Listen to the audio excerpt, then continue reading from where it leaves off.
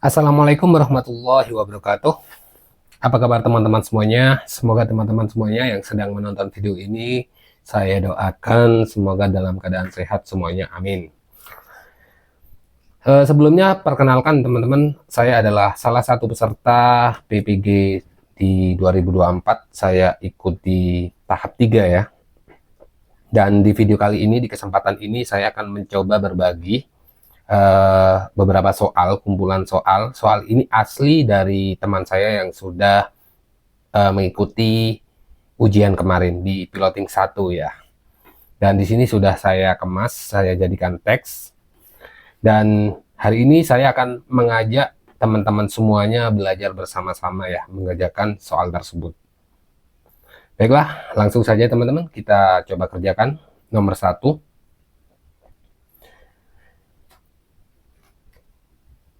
Seorang guru SD kelas 5 melakukan pembelajaran di kelas untuk membuat peserta didiknya kompeten tentang kecepatan, jarak, dan waktu.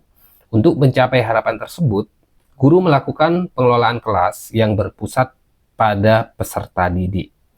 Pernyataan di bawah yang merupakan pengelolaan kelas yang berpusat pada peserta didik adalah, nah di sini yang ditanyakan yang berpusat pada peserta didik. Jawaban yang benar dengan memberi tanda centang, jawaban benar bisa lebih dari satu. Artinya, di sini kita bisa memilih jawaban lebih dari satu yang menurut kita adalah jawaban yang paling tepat. Yang A, guru memberikan orientasi masalah tentang kecepatan, jarak, dan waktu. Guru mengorganisasikan siswa untuk belajar. Guru membimbing penyelidikan secara individu maupun kelompok. Guru mengajak siswa mengembangkan dan menyajikan hasil. Guru mengajak siswa menganalisis dan mengevaluasi pemecahan masalah yang dilakukan. Ini yang A masuk di berpusat peserta didik ya, karena di sini ada penyelidikan dan menganalisis, mengevaluasi. Jadi yang A ini masuk ya. Nah ini. Coba kita lihat yang B. Guru membagi peserta didik menjadi 5 kelompok. Tiap kelompok diberi soal untuk menyelesaikan masalah tentang kecepatan, jarak, dan waktu. Setiap kelompok diminta untuk berdiskusi dalam menyelesaikan soal yang diberikan. Setelah diskusi selesai, salah satu kelompok diminta untuk presentasi dan kelompok lain untuk menanggapi. Terakhir, guru memberikan penguatan materi. Ini juga masuk karena di sini ada presentasi dan tanggapan ya. Jadi siswa yang lain menanggapi. Jadi kalau presentasi, jadi kalau siswanya itu dikelompokkan itu berpusat pada peserta didik pengajarannya. Yang C, guru memberi latihan soal tentang kecepatan, jarak, dan waktu. Semua peserta didik mengerjakan latihan. Semua peserta didik diminta untuk mengumpulkan hasil pekerjaannya. Ini kurang tepat. Yang B. Untuk yang C, jawabannya ini sama dengan yang A. Persis ya. Sudah dari sananya teman-teman. Dan yang D, guru meminta peserta didik bekerja secara individu untuk menyelesaikan masalah tentang kecepatan, jarak, dan waktu. Setelah selesai, kerja individu peserta didik diminta untuk berdiskusi secara pasangan dengan teman sebangku. Setelah pekerjaan pasangan selesai, salah seorang peserta didik diminta untuk mempresentasikan hasil kerja pasangannya. Peserta didik lain diminta untuk memberikan tanggapan. Setelah presentasi selesai, guru memberikan penegasan. Ini sebenarnya sih masuk, tapi menurut saya sih ini kurang tepat ya. Dan jawaban yang paling tepat itu adalah A, B, dan C. Kita lanjut ke nomor 2 teman-teman. Pak Ganda sedang merencanakan asesmen untuk mengetahui kemampuan siswa dalam memaknai sebuah teks puisi yang dibacakan guru. Rancangan penilaian yang tepat adalah, di sini yang perlu kita perhatikan kemampuan siswa dalam memaknai sebuah teks puisi yang dibacakan oleh guru. Coba kita cari jawabannya. Observasi dengan meminta siswa menganalisis cara guru membacakan puisi. Berarti di sini siswa menganalisa cara guru membaca. Jadi menganalisa cara membacanya. karena di sini siswa dalam memaknai sebuah teks, jadi yang dimaknai itu teksnya ya, teks puisinya. Ini menurut saya kurang tepat. Tes lisan, dengan meminta siswa menceritakan kembali puisi yang disimak. Ini masuk ya. Tes tulis, dengan memberikan beberapa pertanyaan terkait jenis puisi yang disimak. Jadi guru memberikan pertanyaan tentang puisi yang sudah disimak. Ini juga masuk.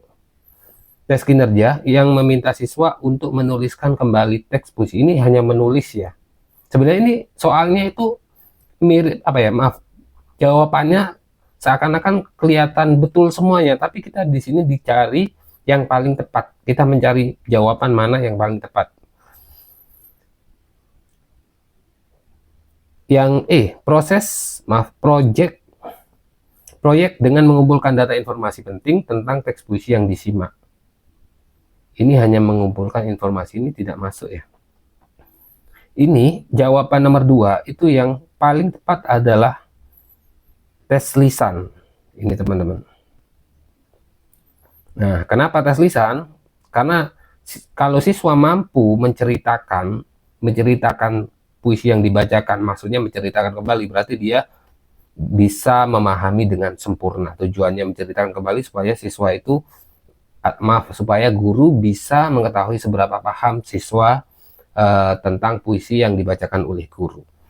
Kita lanjut nomor 3. Dalam sebuah pembelajaran di SD kelas 2, peserta didik sedang belajar untuk merespon dengan bertanya tentang sesuatu, menjawab yang menanggapi komentar orang lain. Di tengah pembelajaran, Roni, salah satu peserta didik, tiba-tiba agresif dan menunjukkan perubahan emosi labil karena tidak kunjung dapat merespon pertanyaan yang ditujukan padanya. Berarti di sini tentang emosinya Roni ya. Sebagai seorang guru, metode yang dapat dilakukan agar situasi Roni dapat dikendalikan dan tidak mengganggu kondisi kelas adalah, maksudnya di sini Roni itu labil emosinya dikarenakan tidak bisa menjawab pertanyaan-pertanyaan, dikhawatirkan mengganggu temannya di kelas. Berarti apa yang harus kita lakukan? Di sini tentang istilah ya, dispensasi. Dispensasi ini lebih cenderung ke minta izin ya. Intervensi ini tindakan secara langsung untuk mengatasi masalah. Jadi lebih spesifik. Enrichment ini memberikan pengayaan atau memberikan materi tambahan dengan tujuan siswa lebih mudah untuk memahami. Kondensasi ini menyederhanakan materi dengan tujuan siswa lebih mudah memahami materi tersebut. Fleksibilitas ini maksudnya, ini fleksibel. Ini jawaban nomor 3 yang paling tepat itu adalah intervensi teman-teman. Karena kalau intervensi itu guru itu langsung mengambil tindakan kepada Roni supaya langsung bisa dikendalikan dan tidak mengganggu temannya di dalam kelas. Sebenarnya fleksibilitas ini bagus, cuman kurang tepat karena ini kan menyangkut tentang emosinya Roni. Jadi Roni itu harus segera diselesaikan. Kalau tidak diselesaikan pasti dia akan mengganggu temannya di kelas. Akhirnya pembelajaran di dalam kelas menjadi tidak efektif. Oke, nomor 4. Tidak jarang pembelajaran IPAS ditemukan peserta didik tidak aktif terlibat dalam kegiatan pembelajaran. Hal ini sangat tidak dapat dibiarkan. Sebagai alternatif, desain pembelajarannya dapat dilakukan guru adalah, saat ini bagaimana cara siswanya itu terlibat penuh ya. Ada kegiatan mengamati video, menggunakan model pembelajaran jigsaw, memilih metode resistansi sebagai kegiatan belajar, memberikan deskripsi kegiatan yang lebih jelas, memberikan sanksi mendidik bagi yang tidak aktif. Ini menurut saya jawaban yang paling tepat adalah ini. Oke, kita lanjut nomor 5. Bu Dewi akan memberikan materi tentang tumbuhan kepada peserta didik kelas 5 SD. Beberapa peserta didik memiliki latar belakang pertanian, sementara yang lain lebih akrab dengan tumbuhan hias. Di sini ada dua perbedaan antara tumbuhan hias dan latar belakang pertanian. Cara Bu Dewi menyajikan materi tentang pertumbuhan supaya dapat menarik perhatian kedua kelompok peserta didik tersebut adalah fokus hanya pada tumbuhan. Ini tidak tepat karena kalau hanya menjelaskan tumbuhan nanti pertaniannya pastikan tidak akan cenderung memilih ya. Memberikan penjelasan tentang tumbuhan dan beragam klasifikasinya. Ini hanya tumbuhan saja. Menyajikan informasi tentang tumbuhan hias saja. Ini hanya tumbuhan hias saja. Mengaitkan konsep tumbuhan dan perannya dalam pertanian dan tumbuhan. Di sini ada dua kemungkinan ini jawabannya. Menyuruh peserta didik untuk memilih topik tumbuhan yang ingin dipelajari. Nah, ya, ini adalah jawaban yang paling tepat. Nah, teman-teman, mungkin kita akan hanya membahas 5 soal saja. Nanti soal selanjutnya kita bahas di pertemuan selanjutnya. Dan mungkin ini yang bisa saya bagikan untuk teman-teman semuanya. Semoga video ini bisa bermanfaat ya bagi teman-teman. Jadi saya tidak bisa memastikan bahwa jawaban saya itu paling benar. Jadi teman-teman kalau mempunyai keyakinan jawaban yang lebih meyakinkan bagi teman-teman, silakan teman-teman komentar di bawah jawaban nomor 1 sampai dengan nomor 5. Karena tujuan saya di sini hanya membagikan sebuah soal dan melatih pemahaman saya dengan pembuatan video ini. Jadi ini saya anggap jurnal pembelajaran saya ya. Dan jangan lupa teman-teman untuk mengetahui dan mengikuti soal selanjutnya, teman-teman bisa subscribe, like, dan komen, nyalakan ya loncengnya, jangan lupa.